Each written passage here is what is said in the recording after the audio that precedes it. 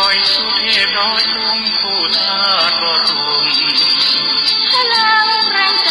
ญาติโยมร่วมสร้างสมแผ่นบารมีสีขาวขึ้นคำนำพาความสุขพระเนรที่ทางคลายทุกข์เกิดปิติสุขให้ทุกอินทรีย์เปิดฟังธรรมะพระจัดรายการหลายคลื่นบางร่วมสร้างมหาทานบารมีพระธาตุเจดีย์สีทอง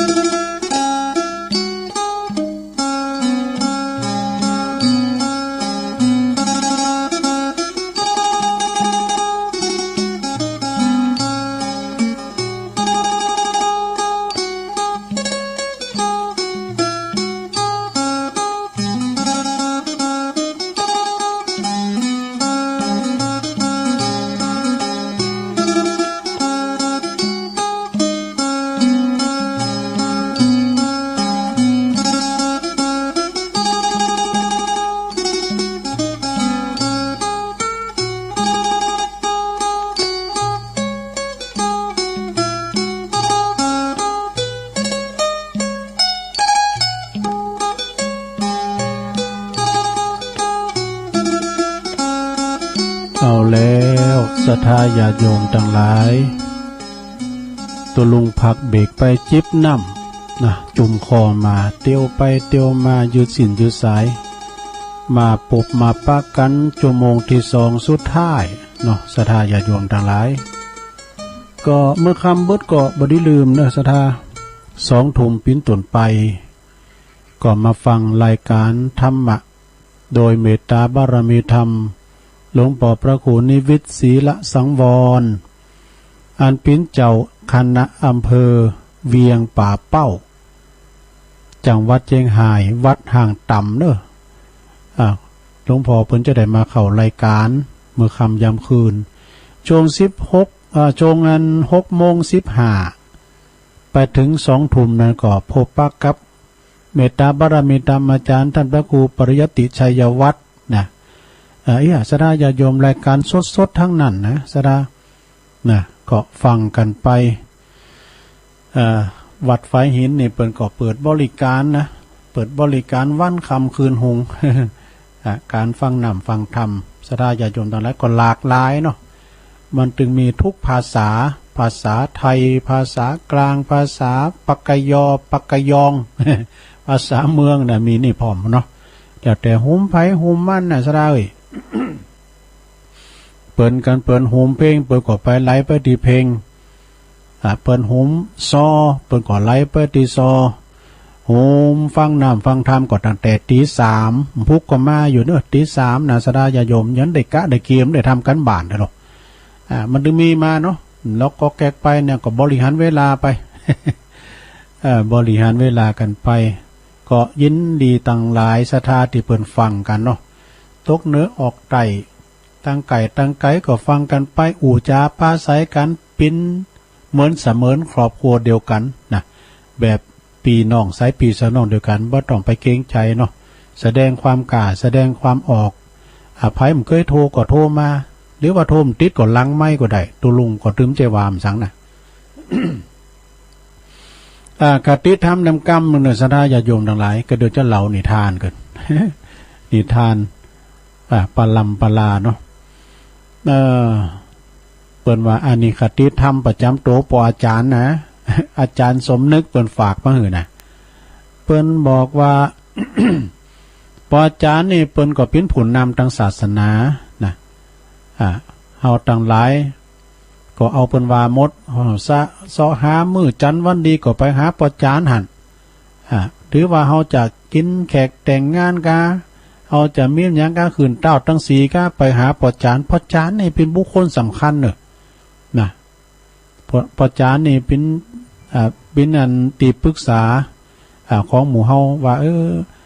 เวลาเฮามีงานศพงานสากก็ไปถามเปิ้นเว้นก็เก่ากองได้เฮ้ยบิยังหมู่นั้นบิยังอ่ะนี่ก็เป็นคติธรรมประจำโตของปอจานมีหนึ่งปอจานนี่จะต้องมีความดีประพฤติดีนี่2มีความหูดีนี่มันก็จะมีความหูเหมือนกันบ่ได้อันเปิ้นยกยอต่อไฟมาเป็นปอจานแหละเนาะก่อนปอจานเดินนี่เสียเหมือนนะก็ว่านะบ่เฮ้ย อันนี้ก็น่าแก่เนาะมันต้องมีทุงยามโดยมีหันปักกระตื่นมีหันบ่ดอกะกับไฟกาจิเตนจิสะโนนจิสะตรงกานี่มีผ้าน้อยมีแซมมียับมีอุปกรณ์นะ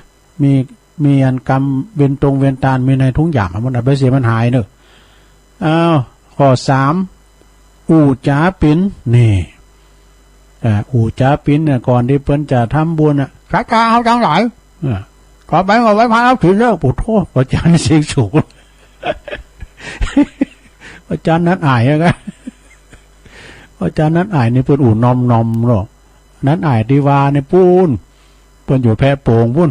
อันนี้มันใจอย่างนี้นะสระอันนี้ก็เปิ้นโทรมาหลังไม้กันอู่กันแต่มันจะว่าไปหลินเปิ้นอาสุมาเด้อวัจีกรรมมั่งเนาะเปิ้นว่ามันเป็นยาโตป้อตื่มจะว่าอย่างด้วยเอาถามเปิ้นแล้วดู อาจารย์นัดอ่ายมันแจ่มให้มันดีนะบ่ได้ลูกบ่เป็นคู่กันน่ะสอนอยู่ศูนย์บุญอยู่ประธรรมเนี่ยเนาะอาจารย์ตะอู่จ้าปินเนอะนะเกียง59เสียติดกับจันทร์บ่เฮ้ยหมู่นั้นดีหมดอะเว้นวันติดวันจันทร์เนี่ยนะ4เว้นตานถูกต้องนี่เว้นตานถูกต้องนี่ก็กะเนาะสดาญาโยมทั้งหลายก็คือมันถูกต้องลองลายอักขระพยัญชนะ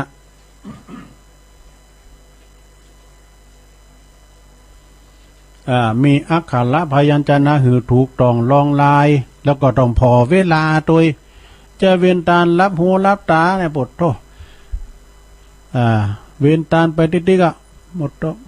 เป็นคนที่ตายตายหงเปิ้นว่าจ้างคาควายควิด เสือโคบตายมีตาปุ๊บตายถูกยิงตาย อุจจารว่าไปติ๊กๆแล้วก็พอเวลาเนาะตัวเจ้าเป็นท้ายน่ะมันจะตายไงถ้ามันช่างมาเถอะอุจจารดูเวลาโน่นจะเลยเพลนแล้ว ตัวเจ้าใส่แต่น้อยเนี่ยสดาญาโยมเนาะต้องเวียนตาลเก่งต้องอู่จ้าปีนแล้วก็ต้องถูกต้องลองลายเวียนตาลถูกต้อง5นุ่งหย่องดีงามเนอะเพราะจันจะว่าเนี่ยมันต้องใส่สุดขาวก็ดีเนาะปินตีภูมิทานนิดหน่อยกัน พอพ่อคู่โอนนะเนาะเปิ้นนุงน่ะเปิ้นนุงสุดปื้นเมืองเลยนะเอาผ่าปาดบ่าเฮ็ดนี่โธ่ภูมิฐานแหละต้องแต่งตัวเหือนงามๆหน่อยเนาะแล้วก็6จัดการเรียบร้อยนะไปพอเพิ่นกะจัดการเรียบร้อยอันเดี๋ยวนี้สู้เขาจะฮืดจะเอาตู้เจ้าขี้ตุนตู้เจ้าขี้ตุนเอาแต่ฮืดดีบ่าตู้เจ้าเอาขี้ตุนดีบ่าแล้วพวกเนี่ยวันตาเนี่ยสัก 30,000เนี่ยจะป้อบ่ะเนี่ยแล้วตู้เจ้าเราใส่ตุนได้300 200โหนักไปบ่ะนี่ คือแต่ว่ายุดตอนนี้ทำแล้วเนี่ยพวกแต่กินจะต้านได้เสียง30,000กะ30,000ใส่ตู้เจ้า300นักไปทำแล้วนะก็อันนี้ก็สำคัญนะกันตู้เจ้าไว้ก่อนปิดน้ำแล้วได้ว่าเรียนไว้นะสุมาเนี่ยลูกจัดการเรียบร้อย7พอก้อยตุภะนี่อยู่ดีอยู่ดีกินได้พอจานน่ะไปวัดบ่ล่ะไปวัดพอล่ะตุ๊เดี๋ยวนี้ตุ๊เขาไปคือพองนั้นได้กินได้ว่าแต่โควิดมาได้ไปกุมเข่าตุ๊เขากินกันอย่างไหนใส่ตั้งมีอันนี้ไปอันนี้ไป500กันไปเนาะก็พอก้อยตุภะ8เสสาระเปอส่วนโลมนี่พอจานนี่เป็นคุณเดว่าเสสาระนะแล้วก็ตุกเลือดตูเจ้ากันด้วยเพราะว่าเป็นตัวใจตูเจ้าหรอกตูเจ้าใจแล้วพอจานไปใจลำกันพอจานนี่มีหันไล่แล้วตัวลุงไปที่ไหนมันบอกเนาะตุผมนี่มันเป็นยังไงมู้นะอย่าฮื้อนั้นกันได้ใส่น้อยนะมันเวียนด้านหมดยี่ทำเล้วนี่กันใส่หน่อยโดนเลี้ยวเป็ดไอ้นี่ก็วิเศษเหมือนกันนะได้ผมนี่มาเป็นนะก็มันใส่การใส่หน่อยในปุตตะเวนตาเนี่ยบริยาวแล้วมันยาวตัวแหละเลี้ยวเป็ดเรียกว่ามันดีนะได้เสสละเพอส่วนโลมเก่าทบทวนเวลากะเนาะพอเวลาพองอย่าหำอยู่เปิ้นตายอันนั้นเปิ้นตายอันนี้พอเวลาพองเนาะกะเวลาให้มันถูกต้องเนาะมีหันลายเนาะพอจานนี่ศีล5นี่เนาะแล้วก็พอดีเปิ้นมีงานศพแบบเปิ้นบทเน้นเนาะบทจูงนี่น่ะปันปอนกันแล้วเอาปอนเรียบร้อยแล้วมีไผเกณฑ์ก็คือพระมาเกณฑ์1ปู่จานก็เพิ่นมีศีล10กันนี่ผู้เพิ่นเน้นหมายเกณฑ์ปู่จานปู่จานนี่อย่างได้เนาะแล้วก็ข้อที่10อบรมศรัทธานี่ศรัทธาเนาะโอ้ดีเด็ดๆด้วยศรัทธาญาติโยมเนาะเปิ้นเป็นผู้ที่เสียสละนะปอจานนะโอ้แจ่มให้มันดีปอจานนี่มันได้อยู่ในย่างเด้อปอจานนี่จะต้องช่วยเหลือสังคมตุกเหลือตุเจ้ากันนะคืนเต้าทั้งสีว่าจุนหน้าจุนหลังไปส่งเคาะส่งแทนเอาสัปปะนะเห็นไว้เด้อปอจานเด้อเวลาว่ามีการมีงานก็ปอจานน่ะเนาะนะจำเป็นแต่ไปการหันไปการนี่ก็ไม่ได้ไปอีกข้ามวันนะลูกมันจะแต่งงานว่าพูกเอาไปได้ไปไหนน่ะที่ว่าจะไปใส่โมงผมได้ไปอะไร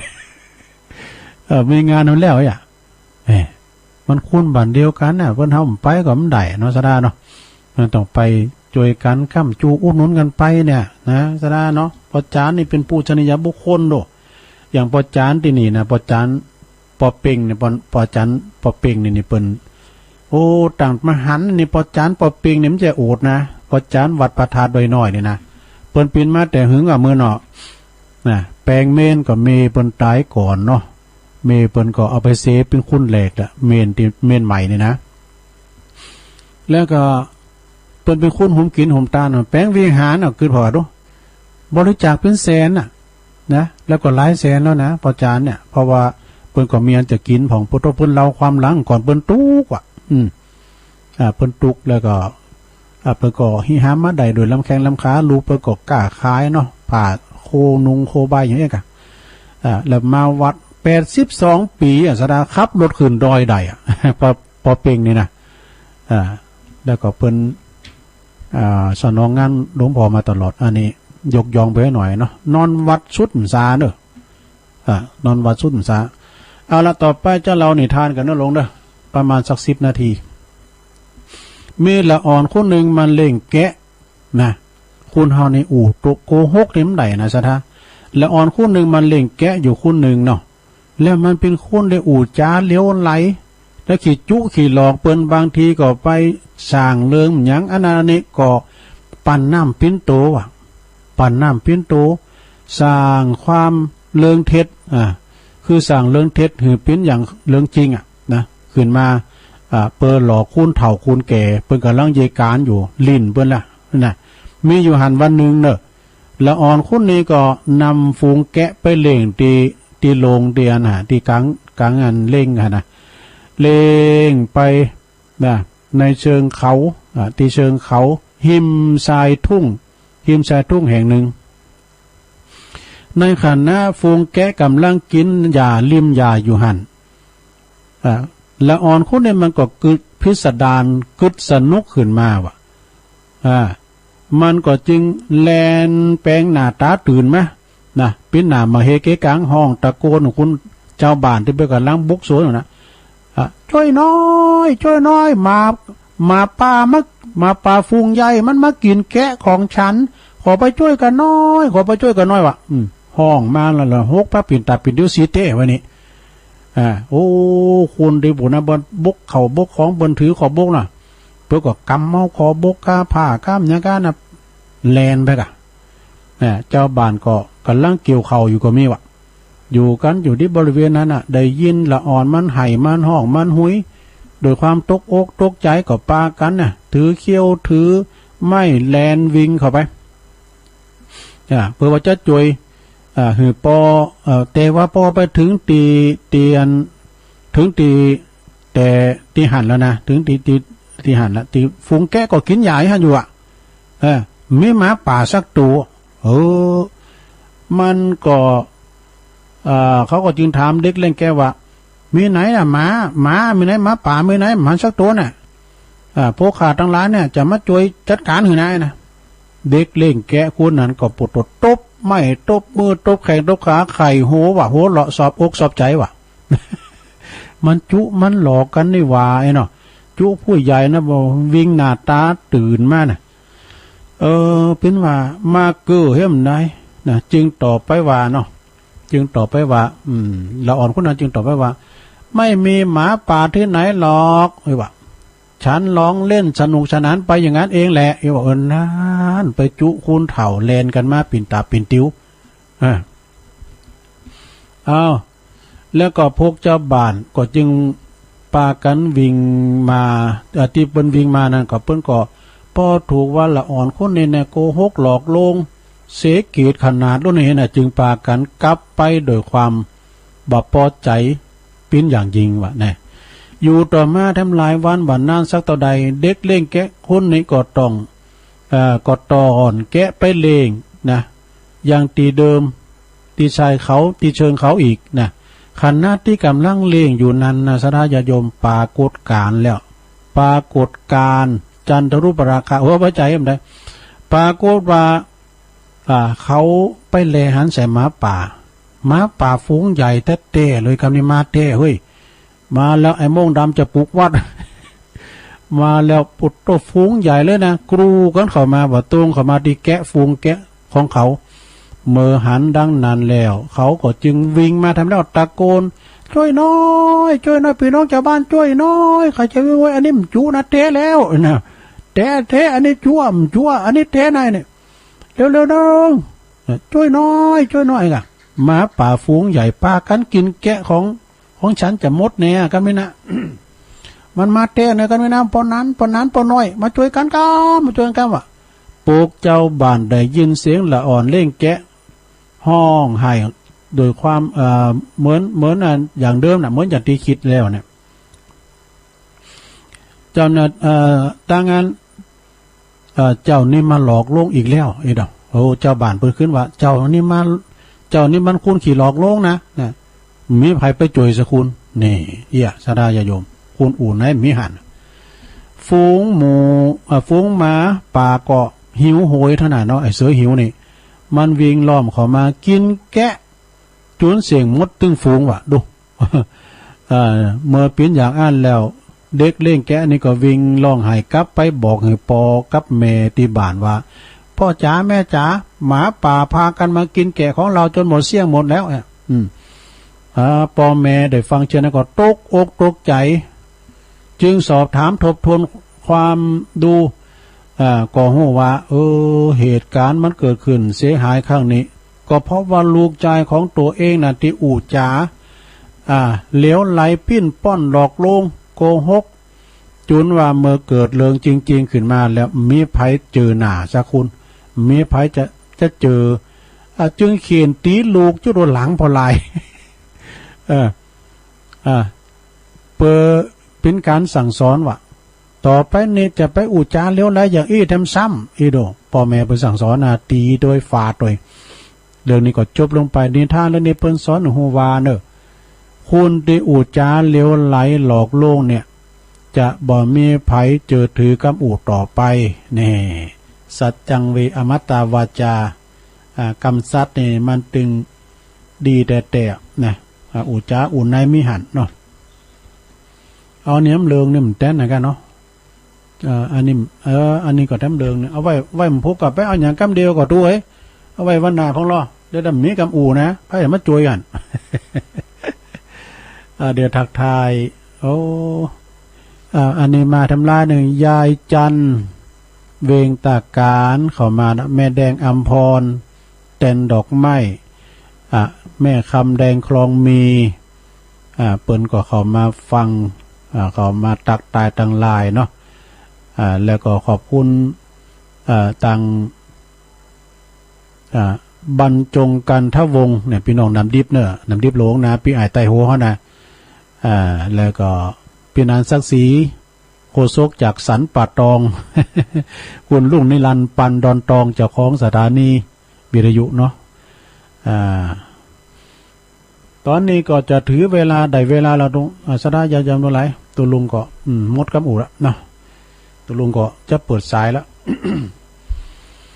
จะเปิดสายทรงที่สองแล้วสดายาโยมดังหลายอู่มาเสียงพอแห่พอแห่งก่อมปิ้นยังนะครับเอาก็มาเปลี่ยนบรรยากาศให้พ่อแม่พี่น้อง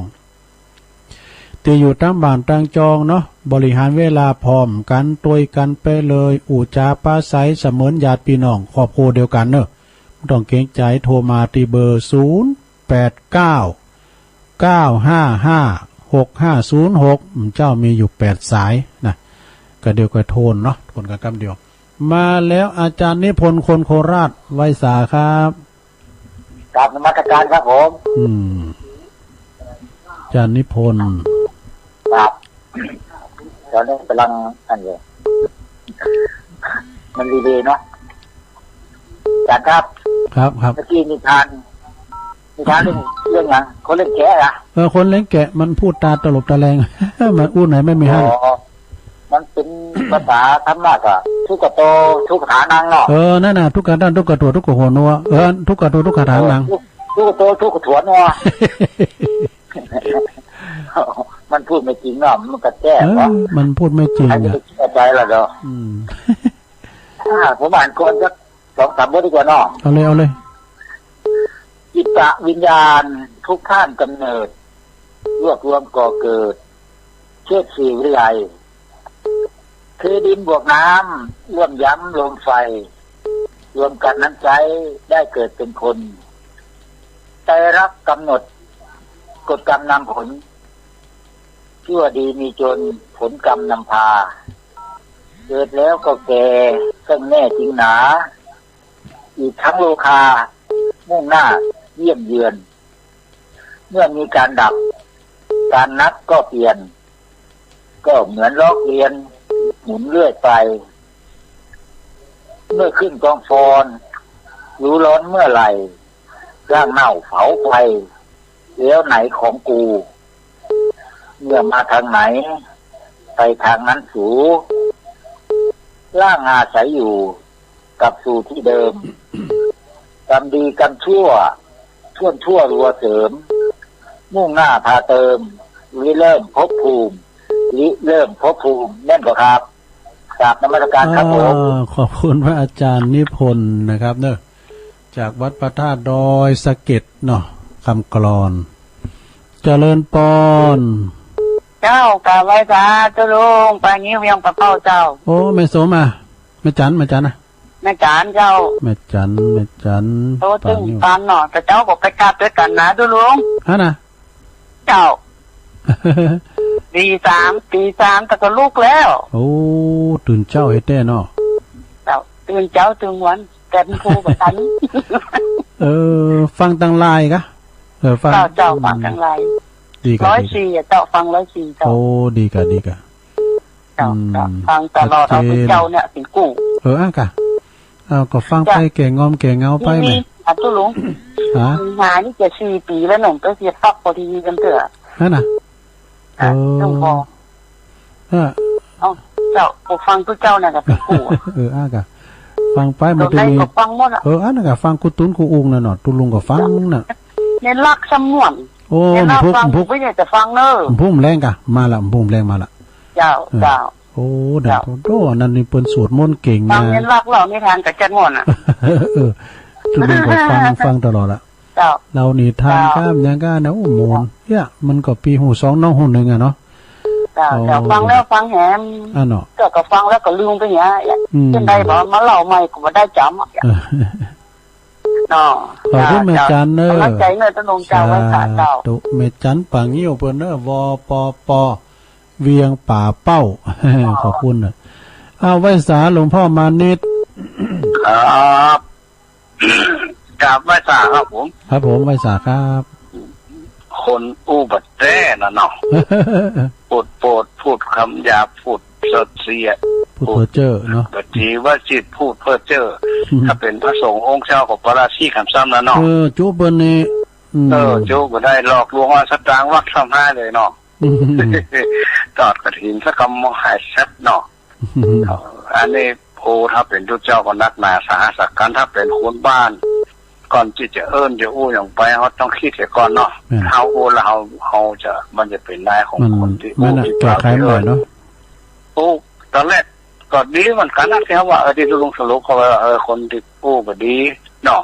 สอบใส่ความมันก็ดีพูดก็ดีพูดสอบแต่ทุกคำหยาบวันนี้มันเป็นวจีที่บสุจริตเนาะแรกก็ตบแข่งตบขาสู้เนาะคนมาหามาช่วยผมมีมาสักตัวชอบใจเนาะจะบาปมากันตัวเก่าจุ่มฝนถ้ากรรมมันมาแต่เนาะไปมีถึงมีกับจุก่อนจะบอกว่ามาตัวนี้มันจุรู้นี่ทำมาเอามาทำหุยมาให้อะไรอย่างเงี้ยเนาะเตะเรียบร้อยเลยเพราะว่ากำปากกำหูกำผูดกำจ่ากำที่ออกไปมันแบบสุจริตเนาะวจีจาคะปาริธาปานโนนะระวังด้วยเนาะว่าการน้าอู้จาเนี่ยแต่ว่าระวังโต้ยน่ะมันม่วนเดียงตุลุงอู้ม่วนตะไคร้ก็ฟังล่ะงานก็ม่วนเทศก็ดีเนี่ยเป็นนักของคำพูดมาหูเนาะเวลามาตอนบ่ายเนาะชอบอันใดก็ฟังนะอย่างตุลุงว่าภาษาปากกาย่อภาษาไทยใหญ่ภาษาสปาสเปิร์เนาะที่เขาสอบอย่างในเมืองของไทยของไอ้กะมันซุปจับเพิ่มได้ไปไหนกันเนาะจ้ะเมื่อคืนก็ฟังหลวงพ่ออันปักหางต่ำเนาะเบิดมันหางต่ำเนาะหลวงพ่อใหญ่เขาหลวงพ่อใหญ่วันพุธเมื่อคืนนี่ก็หลวงพ่อวัดนโมสาวาราชวาได้อันน้ำมูลแล้วแล้วก็ผู้มาเจ้ามาบ่ายลาให้เน้นราชการวันคือมาวันเสาร์เอาไว้พระเจ้ายงเขาเจ้าถึงอาจารย์กรรมการเอาซอกำนันมาหมดเนาะมาหมดดีแล้วท่านอาจารย์ได้พ้นกับมาก่อนผมจะดีก็เดี๋ยวเขาไปจะต่อเนอะจะลงโอแค่นี้ก็นอโอ้ขอบคุณหลวงพ่อเนอะแกงอมแกงเงากันเนาะสาธุหลวงพ่อมานิดเป็นมาสรุปธรรมเนอะสถานเนอะหลวงพ่อมานิดถาวโรเจริญปอนกลับไปศาลเจ้าเจ้าลุงแม่พลอยเนาะแม่พลอยสีถ้อยชัดเจนดีเจ้าสีถ้อยฟางเนาะเจ้าค่ะกำลังใจฟังเจ้าลุงเรานิทานหวานดีเจ้าลุงใส่อารมณ์มาหน่อยตอนนิทานต้องอาจารย์เน้นหลักผู้ก็ฟังเน้นหลักแถมเนาะ เจ้าเจ้าโอ้ขอบคุณแม่พลอยนักๆเด้อเจ้าสาธุแม่พลอยนี่เปิ้นอยู่กับปครูการุณวงศ์มาละเนี่ยนะเจ้าของผลงานเพลงเปิ้นผลิตเพลงจัดหลายนะเพลงโอ้โหโอ้เจริญพรเจ้าคุณลุงเจริญพรเจ้านี่แม่สีทอนเนาะ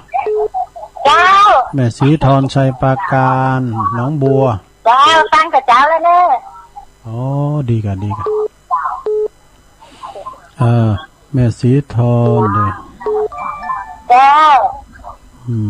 กำลังใจนะคุณลุงโอ้ขอบคุณเนอะขอบคุณแม่สีทอนเนอะเจ้าจากรักษาเจ้าชัยปราการแต่เปิ้นอยู่แม่ของหน่อยนะเปิ้นว่านะเจริญปอนจากรักษาเจ้าลุงตั้งได้จ้าแม่อยู่ไม่ย่อยสันทรายเจ้าแม่สมผัดสมผัดแม่ย่อยสันทรายเขาต้องมารอบหนึ่งแล้วมันหมดดีรอบสองมาฟังนิทานกับม่วนดีเจ้าพี่ตามเนี่ยเนอะดีกะโอ้แม่ย่อยสันทรายนี่ฝนอ่ะแต่ฝนแดดมันตกอะแต่ฝนก็มันตกเนาะเจ้ามีการนักใจให้ทุลุงเนอะขอบคุณแม่สมผัสหลายๆเนอะสาธุสาธุไปตั้งพี่น้องตั้งป่าเมิดพ้องล้อป่าไผ่ก้าป่าล้าน่ะบเจริญปอนเจ้ามาสการเจ้าตุลุงเจ้าโยมพิสมัยเนาะเจ้าของน้องต่ออาจารย์นิพนธ์นักติดนะยิดแล้วต่ออันตุลุงมันนี่กระติดนะแล้วกระลุด2 รอบละมาคราวนี้วันรู้เถยจ้าตุลุงน้องสงสัยอยู่อย่างหนึ่งมีอย่างครับพ่อกับแม่ของงานรอนน่ะเอาไม่ใช่อย่างฝากอ่ะไปเป็นสอบสวนกะมันขีดจุนะกะอู่เลี้ยวไหลอ่ะไปจุเจ้าบ้านอ่ะเพิ่นก็เลยฟาดอ่ะกะเขาจะเอี่ยมซ้ำเลยพ่อกับแม่มาไม่มายมก็ว่าตอกมาเข้าฟาดอ่ะเอาไม้โหกนี่ฮะฟาดอ่ะไม่แส่เนาะไม่แส่สงสัยแค่ตัวอย่างเจ้าจะมาสการนะเจ้าขอบคุณโยมพิสมัยเด้อเจ้าดอนตันแม่ลิมเนาะโอ้ขอบคุณเจริญปอนสุมาแต่เขาติดกันติดแล้วเหรอติดแล้วน่ะโยมพรก็เนี่ยได้ติดแล้วแต่เนี่ยเจริญปอนไปแซ่เจ้าตุลุงโอ้มาแล้วแม่จันเรือนใสจำอู่นี่นะเจ้าอู่ลำโรยอู่เป็นฮักก็ได้อู่ปลาที่หมายไว้บ่อแต่เนี่ยน้ำมันน้อยเนี่ยนะได้กันจุไปเนาะจุลายวันนี้ทิ้งดิเรียนมาฝามาแต่สิให้มาจ่วยสักคนเนาะเขาจะเปรียบเทียบไปว่าคุณอู่ปิ่นป่อนเนี่ยไปยืมสตั้งไปเนี่ยเนาะคอยขึ้นบนเครื่องไฟนะปีหนานี่ต้องหือแล้วนายนะแล้วมันได้สักกั้มในกันแล้วเพิ่มเจอถือเนาะวันนี้สัจจะนี่ไปขบไปเจอถือละแม่เนาะจริงว่าอีตุกอีโจนอย่างนี้ก็จ่างอะไรมีสัจจะว่าจะเอาก่อนนำหน้าที่ตาอยู่แต่กะเรื่องเงินเรื่องทองสำหายแล้วอันนี้ปโตไปมันมีตั้งแต่สมัยเป็นนักเรียนแล้วนะเด็กเลี้ยงแกะเนี่ยนะนั่นนิทานเราตบไม้ตบมือเนี่ยตบแข่งตบขาว่าปโตไข่โหเป็นโมนเป็นงานไปว่ะตลกว่ะจูไปเป็นหลุมงานมันหมุนในนี่ตกทำเตยกับรุ่นมาปิดตาปิดเด็กก็ดูอันนี้ขีดจู้แล้วมันมาขีดจู้ทำล่ำไปบ่ำไปอ่ะเลยมาป่ากินแก้สมมติไปบ้านสมเด็จฟาดอ่ะประเด็นนี่นะตุลุงโอ้ขอบคุณแม่จันเนอะสาธุโอ้แม่จันเลื่อนใสเวงตาการเนอะเจริญปอนกลับไปช้าตุลุงโยมพรป่าเสาเจ้าทอไปไหนกับหัวว่าตีชักกา ติดนี่นะการเจ้าเจ้าตลกอันข่าวของอันพระอุ้ยยมนนะเจ้านะการจะได้สรรหามามีให้หลายบทอยู่นะพระอุ้ยเทนเนาะวงคำฟูอ่ะโธ่นี่เป็นโยมพระอุ้ยของอาจารย์สมนึกอ่ะจ้าเด็กแต่อายุเก่าสิบปลายนะบอกเขียนตัวหนังสือนะจ้าเพราะว่าข่าวคนดีจ้าดีขนาดเลยจ้ากินใจได้นะเนาะจ้าพี่นังเจ้าชี้เปิดกับฟังตุลุงใดกับเจ้าฟังแต่ว่าเปิ้นโทมได้เปิ้นส่งไลน์มาตลอดเปิ้นไลน์กันเนาะเปิ้นส่งไลน์เปิ้นให้ฟังกันนี่เนาะเปิ้นได้ฟังตังปกติยินกันอยู่หันก็อันซ้ำไก่สถานีหรือเฮากันนี่ฟังประดมหมดได้จ้าให้ป้ากันเอิ้นมาสวัสดีพี่นานสักทีเด้อจ้าเปิ้นฟังให้กะลองสวัสดีเปิ้นจ้าเปิ้นจังโทรมาลังมั้ยได้ยินจะหลายตั้งกระซ้างอ่ะถ้าว่าเสียงน้องพรอีนี่การนี่รายการก็ลุงอีน่ะจ้ะไม่ใส่ทองโดยอีน่ะจ้ะเปิ้นได้ยินอันอาจารย์นพรบอกนะจ้าเปิ้นออกรายการถึงวันเนี่ยจ้าวันเสาร์วันอาทิตย์ออกจ้าก็นี่จะฟังกับเราตัวกูเตอก็ฟังนี่เขาแล้วนี่เปิ้นย่างไปกรรมนะโควิดอ่ะเนาะเดี๋ยวนี้เป็นมาแล้วเนาะดีกะกรรมวันเสาร์วันอาทิตย์จะฟังเดี๋ยวนี้เปิ้นจะจัดที่บ้านจ้าออนไลน์มาเนาะจ้าทั้งบ้านกอกบ้านหวายนี่ก็ฟังกันหลายกะฉันกำแป้งน้องเลิกนี่นะถ้าเป็นโทมได้มีกระเป๋าหลงมงคลนี่เป็นจังโทมตั้งกระซ้างนี่เปิ้นหักคืนของหวยจังจักกระเต่าเปิ้นทัดได้อยู่เนาะจ้าแต่ตั้งคืน104นี่บ่จะได้ก่อนนะจ้ะนั่นก็ขนาดตุลุงเขาอยู่บุญโดยน้อยนี่มันได้เนาะตอน104นะฟังทางเน็ตเนี่ยขอบคุณโยมพรนักๆเด้อสาธุกำลังใจตุลุงนะจ้า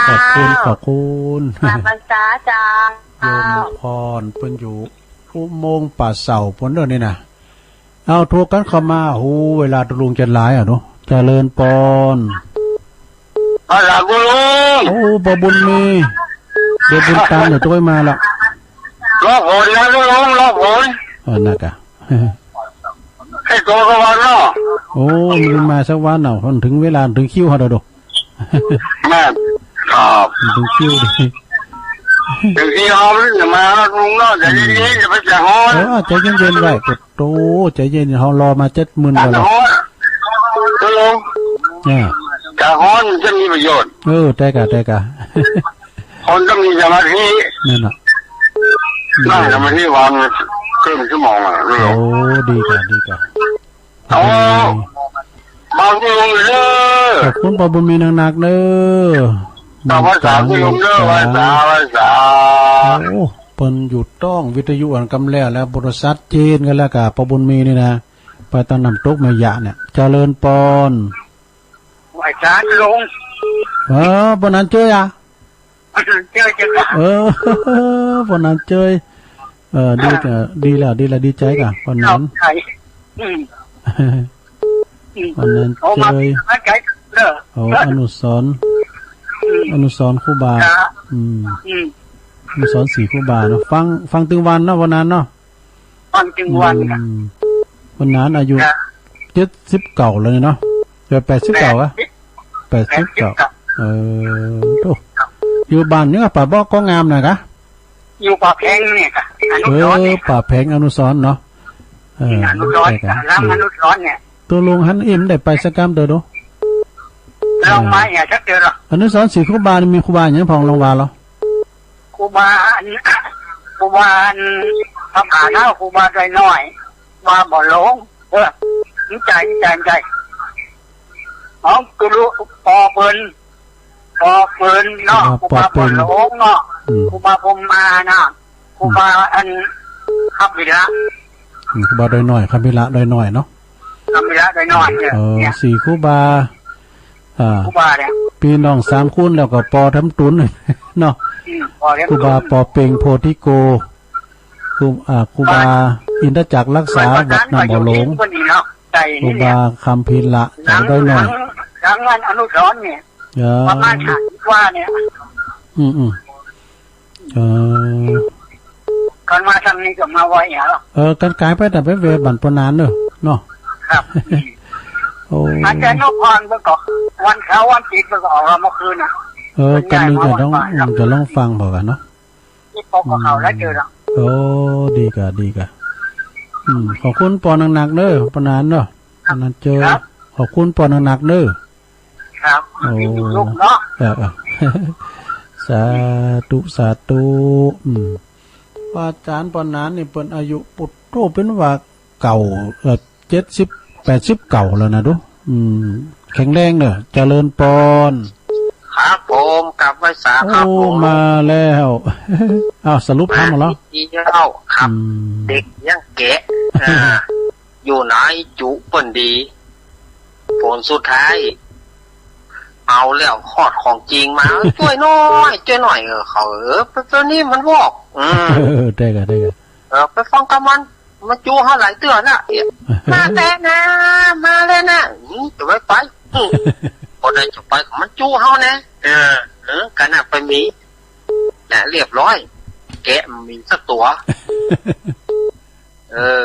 นี่แหล่งเนี่ยไปช่วยมันหน่อยอินดูมันนี่ไปเนี่ยคนใหญ่นี่ก็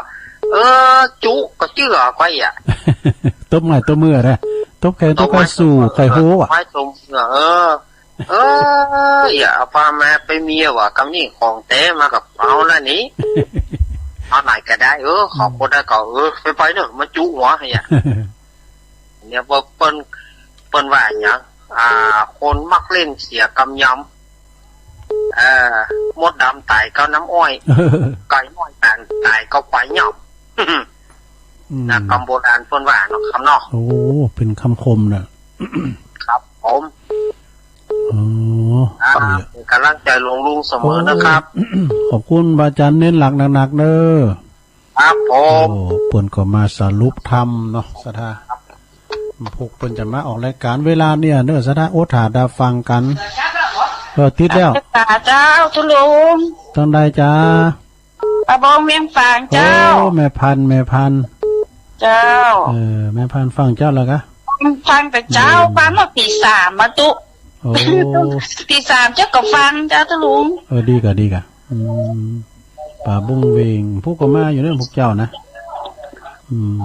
เจ้าแต่ขึ้นก็ฟังแต่เจ้าก็ฟังเมื่อแรงนี่ก็ฟังแต่หมดทุลุงมา3 โมงแม่เจ้าโทรยากแต่วันเนี้ย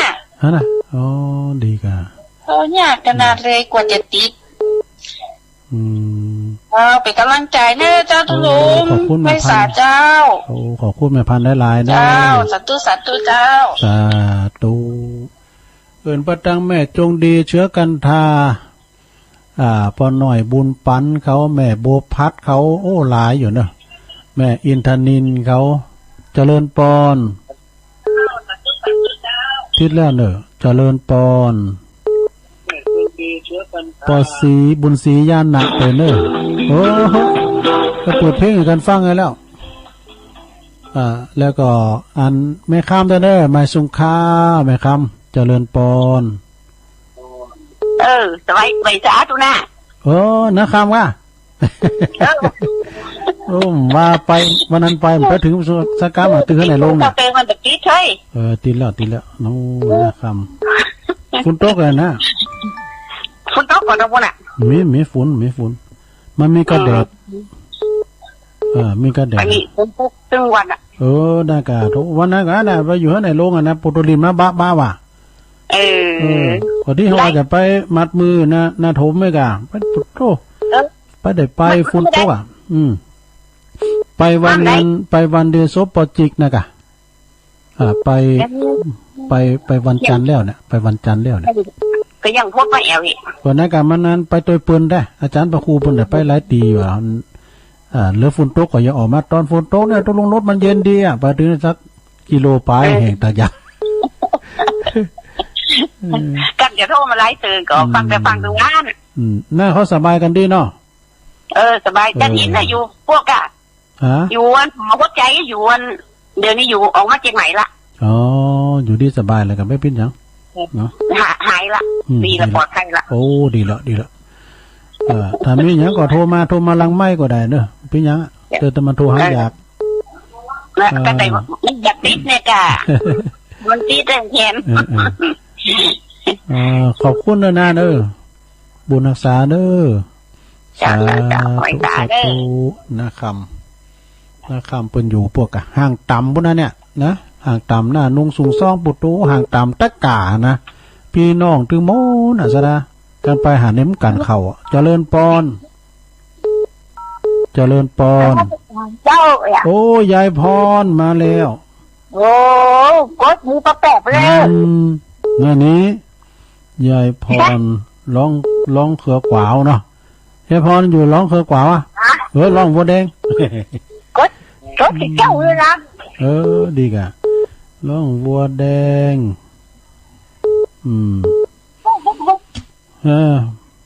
ยายพรฟังเจ้าแล้วเนาะกดเจ้ากดไหนก็ได้อะก็ต้องมือตกไปลุงก็ได้มาจะเอาก้อนเลยนะได้ก็ได้อยู่นะกะเอาหน่อยนึงเอาเรื่องว่าจะห้องเพลงเนี่ยลืมจ้าจะจานก้อนฉันหน่อยเต้นนะทันอยู่ก็เอาล่ะก่อนมีเวลาหลายอยู่นี่เอาเลย1 2 3บ้านจะดีวัดจะดีมีหลักฐานเพราะบ้านฉันวัดช่วยสร้างต่างอาศัยวัดให้ทำไม่ขัดให้ปัจจัยทั้งสองใจผัดกันช่วยถึงสวยงามบ้านกับวัดพัฒนาเพื่อสาธิตตั้งนิมิตเมืองแมนเดินสวรรค์บ้านกับวัดพัฒนาพร้อมหน้ากันเพิ่มสัมพันธ์มั่นคงดำรงไทยบ้านกับวัดพัฒนาปรึกษาจิตจริงได้ผิดคิดขัดจัดแก้ไขบ้านกับวัดพัฒนาหูตาไวกำจัดไทยให้ราบต้องปราบมารวัดของเราให้ใครเห็นเล่าเขาจะสร้างวัดจะล้างถ้าเราอีกติดตัวหนีวัดกับบ้านช่วยกันต่างร่วมกันสามัคคีวัดจะดีเป็นปัญญาเพราะฟ้าจบแล้วเจ้าโอ้มวนยีจางแต่งจ้านประเหมาะเนอะเหมาะเด็ดรังวัดเนาะมันมีไว้ผู้การพุทธวาจารย์น้องหลักเปิ้นจะมาอีดูวัดห้องกลางเลยวัดโบสถ์ที่ยัดเน้นละนายมากันเพิ่นโทรมาที่โอ้จับแหละโยมพรก็มาแล้วเพิ่นโตกหายายพรอยู่เลยนักกันกดประกันเขากดเปิ้นเอาไปเขากดก็เปิ้นเอาไปบ่ติดแล้วรอปดเป็นโจดีแกเปิ้นตะลายบ่เยี่ยมติท่านเนาะเจ้าฟังจนจบนะโอ้เจ้าเนี่ยดีแล้วจนจบแล้วบ่เอาก็ฟังที่เจ้าก็ฟังเนี่ยตัวที่สองเลยนะอันหนึ่งที่เจ้าไว้เลยมาอันนั้นเนี่ยอันหนึ่งที่ลุงอันหนึ่งเข้าฟังที่สองฟังที่สองเลยฟังไปเนาะขอบคุณยายพรเนอะก็ไม่ได้ไปไหนมันตัวอย่างเดี๋ยวไปงานข่าวดำเนี่ยวัดเนี่ยยังไปอยู่เนี่ยไปอยู่เฮ้ยน่ะเปิดนั้นเปิดวัดนี่เนาะวัดอยู่ที่มันไปเนอะไปอยู่อ่ะเนี่ยเลยไปหอมหอมบนให้ขามเลยเนี่ยไปพากระจองมาเนี่ยเป็นดาวนี่ดีแล้วแล้วว่าผู้ไปอย่าไปเสียใส่แมสได้เนอะใส่แมสได้เจอเป็นไงตากระจอนมาใส่แมสได้แล้วก็ล้างมือด้วยเจลเป็นข้าวกองกินหลายๆเนี่ยมั่มบ้านขายบ้านนั้นเนี่ยอันนี้เอาขอบของมากก่อนดีมา2 อันนึงกะเพิ่มแรงพอได้กะก็เนี่ยเด้อดีมา2แอปเลยยายอย่ามากินมะแรงตัวเองกะเมื่อคืนตัวเองกะขอบคุณยายพรเด้อฝันดีเนี่ยกุดไนท์มันใจกะสวัสดีเจริญปอนเจ้าไว้สาเจ้าตุลุงจันได้จ้าไหมแม่ก้อยเจ้าโอ้แม่ก้อยฟังมันม่วนดีเนาะอย่างนิทานอย่างท่านว่านะก่อนว่าปีนักเรียนนะเพิ่นมีนิทานเนาะ นิทานอีสปอ่ะคนนี้หนังสือเราก็ถ้าอยากจุอะไรกับเขาตะกอนมันหวนก็มีวิดีโออยากเก็บไว้นะด่ะได้กะบางทีมันสูญหายไว้เนาะอย่างก่อนนะโอ้มดดอกซอยกะยังกะตะกอนเพิ่นม่วนนะเพิ่นมีหนังสืออ่ะคู่มก่อนนี่ก็ชอบเล่านิทานให้ฟังไงเด้อแม่ละของเรานิทานที่หมากับเนื้อก็ยังสตาร์นิทานก็นักเป็นหนังสือเนาะโอ้ม่วนเราตะกอนอ่ะประเดี๋ยวนี้เขาหานักเรียนบอกให้มีอย่างเนาะแล้วแม่ฟังละอันตุอันน่ะตุลุงมันนี่เนาะอันหลวงพ่อนี่คนเน้นรักเนี่ยโอ้มาผสมผสานกันนี่ม่วนดีนะเป็นทีมงานดูเป็นมาสรุปทำให้ฟังม่วนดีได้ฟังเสียงตู้เจ้ากูโตนกูองเนี่ยแม่งกูเจื่นใจเลยได้ฟังแล้วนะพวกใครเพิ่นมาถ้าตุลุงมาในเพิ่นมาตลอดเนาะพระที่พรนี่เพิ่นนั้นมีคำกรนะคำกรเพิ่นโอ้สุดยอดเนาะก็มาหนังสือมาตุลุงหลิมแล้วก็เอาเพิ่นกับเป็นรักอ่ะมันเถอะก็ดีอ่ะเพิ่นเพิ่นมีธรรมะดีธรรมะเพิ่นดีเนาะแม่นละตุลุงมันนี่เดี๋ยวเสียงว่าจะดีใครเพิ่นว่าทำเทศทำเกินโตกระเทศทำนี่ปุตยาน้ำไหลแล้วนั่นปุตโตนักเทศเสียงทองอย่างนั้นน่ะเสียงเพิ่นน่ะสดใสเนาะโอ้พวกก็เป็นนักร้องเก่าเหมือนกันลูกน่ะแม่ฟังตลอดอ่ะแม่ฟังตลอดวันนี้อย่าโทรหาตุลุงขอบคุณแม่ก่อยเนอสาธุเนี่ยเนาะเขาก็อู่กันไปตุลุงนี่ก็ที่ว่าปิ้นถึงโอกาสเพื่อนนะเสมือนครอบครัวเดียวกันอู่กันแบบชั้นปีชั้นน้องเนี่ยเจริญปอนครับไปสาตุลุงอันนี้แม่บุญพินแน่นอนอ่ะจ้าตัวจริงเสียงจริงอาจารย์เจ้ามืดละกาที่ตี3อ่ะยังไหว้พระก็ตุลุงอยู่เหรอโอ้ดีกะจ้าไหว้พระตุลุงอยู่ฟังไปรับไปหายแซ่บไปปิ้นอย่างก็มันถึงรับได้ดอกตุลุงเตดทำมันถึงอ่านกล่อมรับดอกรอพ่อมีคำกรนี่นะตุลุงเมาสุราพาให้ประมาท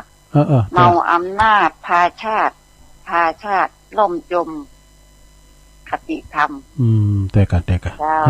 ขอบคุณนะแม่เนอพระเจ้าเงินเหลือล้นของวัดป่าดาราพิรมนะแต่กะเป็นกำลังใจขอบคุณแม่บุญพินมาห้องเขาเรื่องหายไปแล้วมันตกเป็นอยากเป็นยินเนาะจบเวลาตุลุงพอดีพวกเจ้าฟังแถมพวกเจ้าก็มาอยู่เนาะขอบคุณกูเสงกูสายเนอที่เปิ้นได้โทรกันมาปิ้นกำลังใจให้ตุลุงเนาะขอโทษสายเกินแม่จันสมหลังกาดแม่สาวนี่เปิ้นปินคุณที่อารมณ์ดีปินอสมโดยขอบคุณแม่เนอแม่จันเนอแม่จันสมสายที่2ก็แม่ขันแก้วป่าแดงแม่อายเนอแม่ขันแก้วจือหน้าได้อยู่เนอแม่ขันแก้วเนออันปะกันกลางตั้งก็ตักกันพองสายที่3ก็แม่ปราณีมแม่เมาขี้เหล็กอันนี้แฟนคลับประจำดึกดำบรรรุ่นแหลกสายที่4ก็แม่ไม่ลงอินแม่สาบเสมิงเด้ออันนี้ตัวแทนพี่น้องทางเสมิงสายที่5ก็แม่บุญบันไลบนเด้อพี่น้องดอยหล่อเฮานี่แหละนะแล้วก็สายที่6ก็แม่ลิห้วยโทกอำเภอบ้านโฮงสายที่7ก็แม่อมรทาดอยคังจากอำเภอแม่ทาสายที่8ก็แม่เย็นปินตาอุ่นพี่น้องร้องเคอกวาวนี่อันนี้รอบแรกรอบที่2สายที่9อาจารย์นิพนธ์วัดพระธาตุดอยสะเก็ดนี่สายที่10ก็แม่จันป่าเงี้ยวเวียงป่าเป้าเนอแม่จันเนอสายที่11ก็หลวงพ่อมณิษฐาวโรสำนักสงฆ์หอมบุญป่าไม้แดงเนอดอยสะเก็ดเปิ้นซักเสือนย้อนยอนะโอ้เสียงเปิ้นดีกะเป็นที่คอยเปิ้นน่ะมันอยู่ใหม่สายที่11ก็สายที่12ก็แม่พลอยนี่เปิ้นอยู่สีถ้อยฝางเนอแม่สายที่13ก็แม่สีทรหนองบัวชัยปราการเนอสายที่14ก็แม่สมผัดแม่ย่อยสันทรายสายที่15ก็โยมพิสมัยดอนตันแม่ริมเนอสายที่16ก็แม่จันเรือนสายเวียงตาการสายที่17ก็โยมพรป่าเศร้าอุโมงค์หลับปูนสายที่18พ่อบุญมีเมืองกลางเนอจอมตองสายที่19ก็ปนันเจยอนุสรณ์สถาน4คูบาเนอปนันเจยสายที่20พอดีนะสามเณรเอาลักปัญโยนานเนอวัดสันเหมิงสายที่21แม่พันป่าบงเวียงฝางเนอสายที่22ก็หน้าคำห่างต่ำอันนี้เป็นหน้าคินเนาะ สายที่23ยายพรล่องวัวแดงสังกำแพงเชียงใหม่สายที่24ก็โยมแม่ก้อยสุพรรณแม่ก้อยสายที่25ก็แม่บุญพินอำคดโรงพยาบาลลานนานะโอ้ขอบคุณเด้อมีอยู่25สายด้วยกันถึงหมดถึงเสียงขอบคุณเด้อกูเสียงกูสายวันนี้แต่ว่าตุลุงอูพิษอูถูกอูโวยไปพองก็ขอสุมาอภัยเน้อกับเจ้าปีในน้องสถาปออกทั้งหลายเนาะวันพุกเจ้าก็มาฟังการแถมพุกแรงก็มาฟังพระอาจารย์เน้นหลักขึ้นบึ้ดก็มาฟังหลวงปอวัดห่างต่ำเด้อแล้วก็พระอาจารย์ท่านพระครูปริยัติชัยวัฒน์นะตั้ง6 โมงไปถึง2 ทุ่มเนาะมีตุลุงก็ขอบคุณกุสถานีเด้อที่เปิ้นลิงสัญญาณไปนำรายการจากลาสถาไปก่อนเด้อปะการใหม่พุกเจ้าตั้งแต่ที่3เป็นตุ่นไปเนาะอยู่ดีมีสุขเหมือนกันจุคนจุตานเนอจัตตารโอธรรมาวัฏันติอายุวันโนสุขังปะลัง